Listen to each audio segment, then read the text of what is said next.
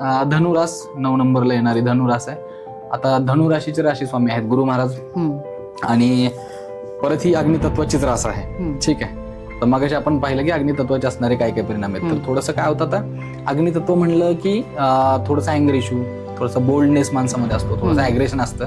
त्याप्रमाणे हे लोक तुम्हाला दिसतील. पण जर का तुम्ही राशीचं चिन्ह व्यवस्थित पाहिलं त्यामध्ये ना अर्ध शरीर मनुष्य रूपी आहे. त्या चिन्हामध्ये कमरेच्या वरचा भाग आहे तो मनुष्याचा आहे. त्याने असं एक धनुष्य हातामध्ये धरलेला आहे आणि त्याचं खालचं शरीर जे कमरेच्या ते घोड्याचं आहे, 4 पाय दाखवले आणि तो पळतोय. अशा पद्धतीचं एक रिप्रेझेंटेशन आहे. तर हे एक्झॅक्टली आपल्याला काय सांगण्याचा प्रयत्न करतं, जसं मी म्हणलं की आपण बघतो आपल्या रोजच्या आयुष्यात समाजामध्ये आपण काम करताना आजूबाजूला 2 प्रकारची आपल्याला व्यक्ती आढळतात. काही लोक म्हणजे कसं की आपण म्हणतो ना अगदी पाटे टाकायची कामं, दिवसात मला 10 टास्क करायचे होते, हे 10 टास्क माझे झाले. तिथं क्वालिटीकडे मी बघत नाही, तिथं फक्त पाटे टाकायची कामं केलेत, कारण एंड ऑफ द डे मला फक्त नंबर दाखवायचे. आणि काही लोक याच्या एकदम अपोजिट, मी दिवसात 2च कामं करेन पण ते असे क्वालिटीचे किंवा परत त्याला हात लावायला नाही लागला पाहिजे किंवा परत रिवर्क नाही झालं पाहिजे त्यावर.